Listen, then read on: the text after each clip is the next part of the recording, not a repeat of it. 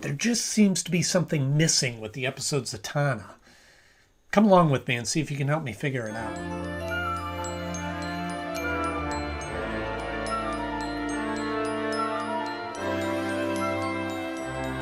Hello friends, welcome back to another Batman the Animated Series episode.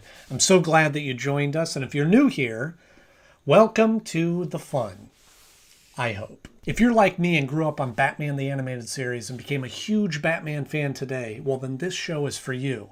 Here we talk about each and every episode of Batman the Animated Series. We break them down, we analyze it, we look at it from the point of view of somebody 25 years later. So grab a cup of coffee, sit back, and join me as we watch Zatanna, which originally aired on February 2nd, 1993. But first... Ladies and gentlemen, it's time for magic. Good evening, Gotham. I'm Zatanna. I mentioned in the beginning that there's something missing in this episode, and it's not a gimmick. I really can't quite put my finger on what it is, but there's some element that just doesn't quite connect. It's a great character, neat story. Somewhere along the line, something goes wrong in this episode. But first, before we get into all that, we'll have our 60-second Joker Bomb rundown of the episode. Here we go. All of Gotham is out to see the new magical act by Zatanna. Alfred and Bruce Wayne are there, and Alfred asks Bruce Wayne how long it's been since he saw her, and it was like 10 or 12 years. Then they flash back to when Bruce Wayne was studying with their father how to be an escape artist as a young man, training to be Batman, but he was off to go to Japan right after that, and he couldn't stay, even though that she liked him, and he was the only one that called her Zara, something like that. And then flash forward, she is about to make the U.S. Mint disappear. She does, but when it reappears, there's no money. There is a known magic critic that's there and goes, call the police and arrest this woman who has now stolen all this money. Batman knows that something's up, so he goes and frees her, and then they start looking into it and see that mirrors were used, so somebody must have knew the trick. So it obviously was this magic critic that's out to prove them all wrong. They find him on a plane, and they stop him and get him arrested instead, and Zatanna then gets to leave Batman in the dust like he does to everybody else. Ooh, no magic trick there. Boy, that's you. One big serious schoolboy. No time in your life for fun or magic. All right, so let's dive right in. This is obviously the first appearance of Zatanna. I keep wanting to say Zatanna or Zantana or Zananana. And maybe it's pronounced differently in different iterations. I'm not sure. But in this one, it is Zatanna. Zatanna. Miss Zatanna. So obviously, this is her first appearance in Batman the Animated Series, and she has quite a history in the DC world. She kind of floats around from different comics and was part of the Justice League and things like that.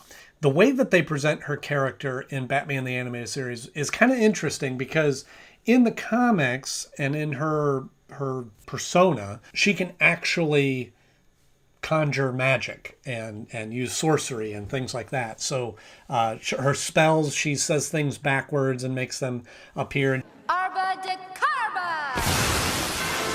That's typically the character, although in this version, she's just a magician performer, an illusionist. Tricks and nonsense. Uh-huh. Which at first kind of caught me off guard, but then I remembered that was kind of the theme of Batman the Animated Series in the early episodes, in the early seasons, certainly, was that all of this was kind of real world. There was no magic, there was no superpowers. Everything was explained with real world logic. I'm sure there's a perfectly logical explanation. Yes, sure, they turned Catwoman into an actual cat at one point, but that was a machine that did that, or a mad scientist. And yeah, there's a potion that turns Man-Bat, and there's things like that, but mind control devices that the Mad Hatter uses. But there's those elements, but they kind of it's in kind of a real world element. There's some explanation other than it's superpowers. There isn't aliens, there isn't other beings in that. I mean, it's a gray area. I don't know. It's a gray area because they do have Killer Croc and things like that. But again, it's sort of more science to the science fiction than fiction, I guess.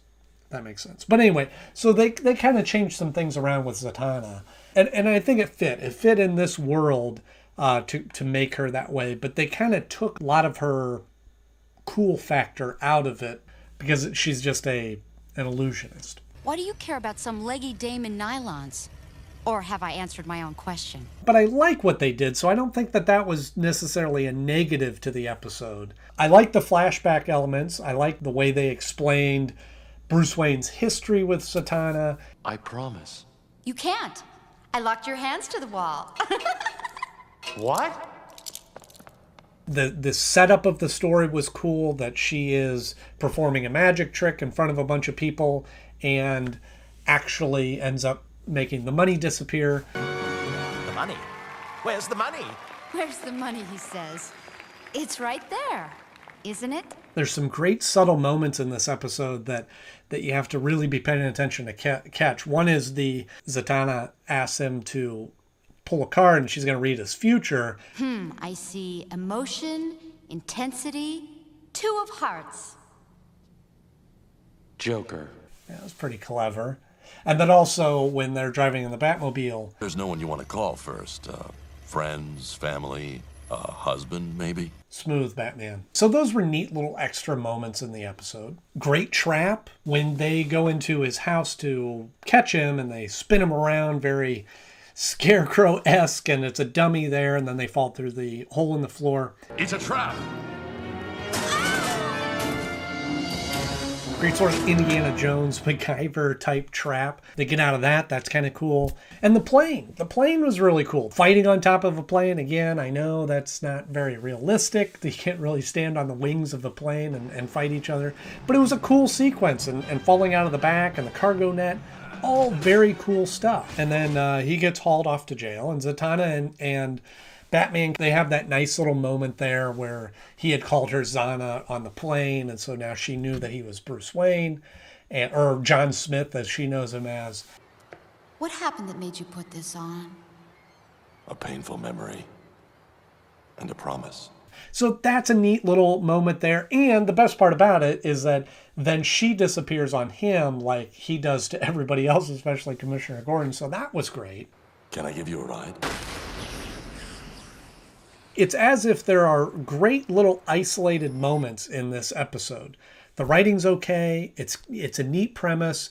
The character is good. I think she could have been better if they would have used some of her actual powers. Montague Kane is kind of a fun mustache-twirling villain. There is no secret. What you're proposing is flat out impossible. The plane's cool. The location, magic, magicians, escape art, they have just a lot of great elements, but when I was watching it, I just found myself just like it was missing something. I don't think there was a great mystery to it. There wasn't a lot of pizzazz to the story. And I will say too, the animation seemed really off. Some of the proportions of the characters seemed kind of weird, and some of the depth of field that they do really well in this episode was a little skewed. Like when the police paddy wagon pulls around the Batmobile one, that's just clunky blocking for that, and the perspective of it seems really off. So great moments in the episode, but I just don't think it stacks up to so many of the other ones. Take my hand. Scared? That makes 2 of us. Trust me, Zana. Sana? So when it comes time to rank this episode, as I mentioned previously, is that there's just so many great episodes, and the more that I'm watching these back through, the more that I'm seeing why the episodes that worked really worked. So then we come across this episode, and it just doesn't quite stack up to the other ones. It's like they got really close to some great elements to this episode and just took a safe route. Wasn't a bad route. It wasn't bad writing. It wasn't bad animation. It wasn't bad characters. It was just almost great and just kind of tapered off. So for those reasons, it fell at the number 37 slot of my favorite episodes. It doesn't quite beat out Mad as a Hatter because that one's just got a great, fully fleshed out character in the Mad Hatter in that introductory episode of his first appearance. But it does beat out Joker's Wild because, wow, was that a lot of the Joker in that episode. So it's sitting there comfortably towards the bottom of the list at the number 37 spot of my favorite episodes so far. Well done, Batman. You not only eluded my trap, but solved my clue as well. So obviously I need your help. Let me know what you think was missing in this episode that just didn't make it stack up to some of the other great episodes in the series. Zatanna's a great character. The setup of the story was really cool. But what was missing? Something was missing, and I just can't quite put my finger on it. But I know somebody out there will figure it out. So let me know in the comment section below. If you enjoyed this episode, hit that thumbs up like button. And if you want to see more, just hit the subscribe button. The next episode for Batman the Animated Series is coming up on February 7th, the two-parter, Robin's Reckoning. This is a great two-parter, so you don't want to miss that. As always, I'm Andy Knode. Thank you for watching, and I'll see you soon.